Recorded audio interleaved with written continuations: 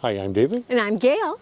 And here we are in Syracuse. And that's not Syracuse, New York, or Syracuse, New York, but Siracusa on the island of Sicily. And we really enjoyed it. It's quite a nice getting the sort of the urban quality, the historic quality, but at the same time, in some respects, the crowds are much less, and Sure. and especially right now, we're really enjoying it because it's like November 4th, and it's 21 degrees out. I mean, we come from the Canadian prairies, so we're loving it. Yes. And just as you consider the taste of the Ionian Sea, there's also the culinary element. For sure. So anyways, let's get to that tour. So the day started in Taormina, and it started with a 4-kilometer bus ride steeply down from the heights of Taormina to the train station, where we caught a Regionale Veloce train. It took about 2 hours, cost €12.50. Very clean, modern commuter train. Soon enough, we were in Siracusa.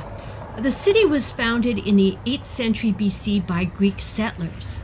And by the 5th century BC, it was as large as Athens. The city has been conquered by Romans, Arabs, Normans, and it's endured 2 massive earthquakes and devastation in World War II. Today, the entire city is a UNESCO World Heritage Site.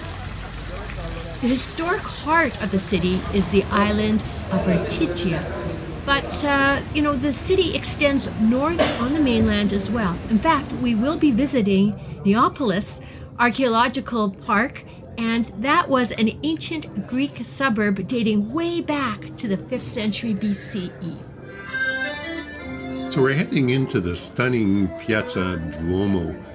Quite a beautiful square, probably the most beautiful square that we've seen in all of Italy, to tell you the truth. The marble paving throughout, the stone buildings that have been recently restored. Just quite an amazing space, and just even more amazing because we essentially had the space to ourselves. The crowds are way down. The large and lovely structure behind me is the Cathedral. It encompasses the entire history of Siracusa in one place. The Baroque exterior by Andrea Palma dates back to 1725 to 53, and that was after a devastating earthquake in 1693. Inside, there is some Baroque flourish, but it's largely a 7th century structure that was by Saint Bishop Zosimo. But step to the aisles, and what do you see there but Doric columns? It turns out that the Greeks erected the Grand Temple of Athena on this site in 590 to 580 BCE, and you can see those columns both inside and out.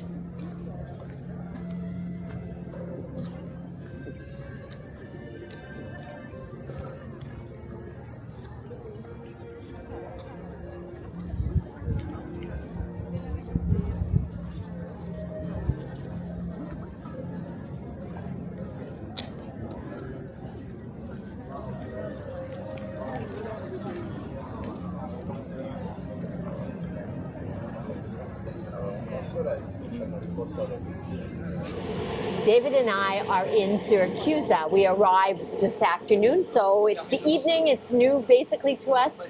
This is a place for fish, and we're at a restaurant called Cod. And we are starting with a shared dish. This is spaghetti with sardines. This typically has fennel in it, raisins, breadcrumbs. Oh, the Sicilians love breadcrumbs, and so do I. So let's see what we've got here. Yeah. Oh, that looks good. So here we are, we're on to our main courses here, and I'm having a mixed grilled seafood dinner. You can see a whole fish here. There's squid tubes, a couple of large prawns. I believe that there's some flatfish as well, and a local whitefish as well here as well. Anyways, it seemed appropriate for us to have something from the sea, because just one block over from here is the Ionian Sea, so you're really getting fresh seafood here. So what are you going to have, Gail? I'm also having grilled seafood, but mine is dedicated to prawns. And I have some monster prawns here. It's like 7 of them, I think. And it comes with a mixed salad, which will kind of cut the richness. Yeah, this looks pretty good, yeah. It looks delicious. Okay, let's dig in here. For sure.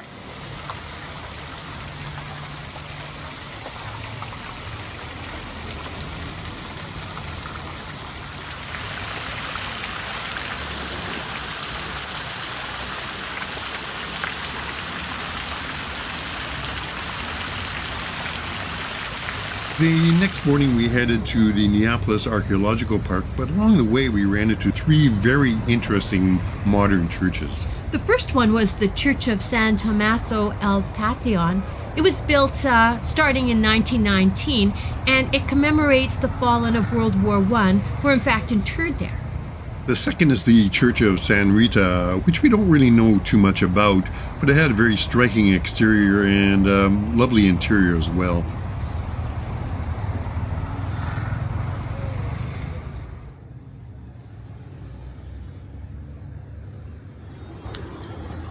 Third was the audacious Sanctuary of the Virgin Tears. It was designed by Michel Andro and Pierre Parat, with construction starting in 1966 but not finishing until 1994. Believe it or not, it was originally planned to be even higher by 30 meters.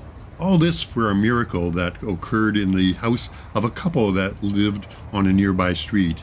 In 1953, the couple witnessed a plaster icon of the Madonna of the Immaculate Heart shed some tears. Now, this act was also witnessed by many others, and the fluids were then carefully analyzed, and voila, a miracle was born and a regional sanctuary built. It's certainly worth walking through the cavernous interior, and at the altar you can see the actual plaster icon ceremoniously mounted in the altar.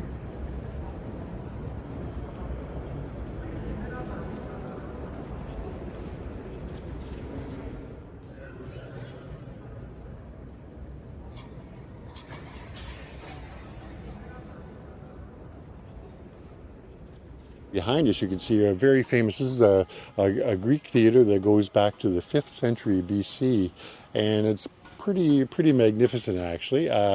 Definitely worthwhile visiting. Still used as a concert venue today. That's so you right. have to imagine that Siracusa was as large and as influential in the Mediterranean world as was Athens in its heyday.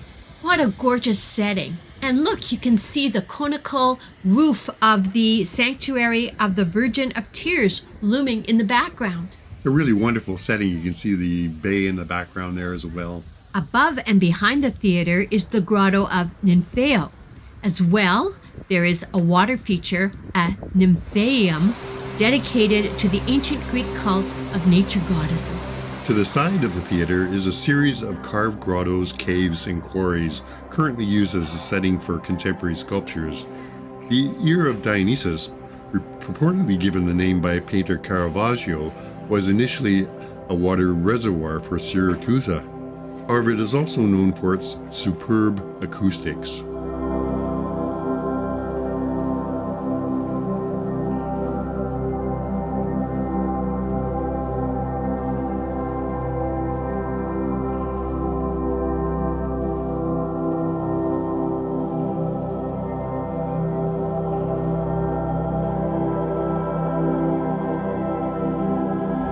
The Romans added their 2 cents worth to the site, such as this amphitheater, which is largely carved out of the rocky landscape.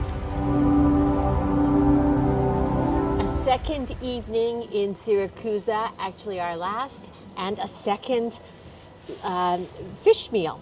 So we're now at another fish restaurant, and David and I are sharing the first course. It is a spaghetti dish with mussels. Okay, so this is my secondi, my second dish, and all to myself I have tuna Sicilian style. So it's got tomatoes and capers and leeks. And David, what do you have? Well, I have, again, it's a tuna caponata, which is basically tuna, and there's a eggplant in there, and I believe capers, and what have you, carrots. So it's really quite earthy. Again, it's sort of like else. It smells great, I'll tell you. So this is our last day in Sicily, in Syracuse as well, of course. Yeah. And for the first time after about a week, it rains. Yeah. So anyways, we're making the best of it. We're actually doing a little walk around the perimeter of the island of Ortygia. It's a very nice sort of a promenade. Behind us, you can see the Ionian Sea. And if I swing this around right here a bit, you'll be able to see there's a castle behind us, right at the very tip, of course, for defensive purposes. So anyways, let's get to it. Onward. So let's sit back and enjoy this leisurely walk around the island of Ortygia.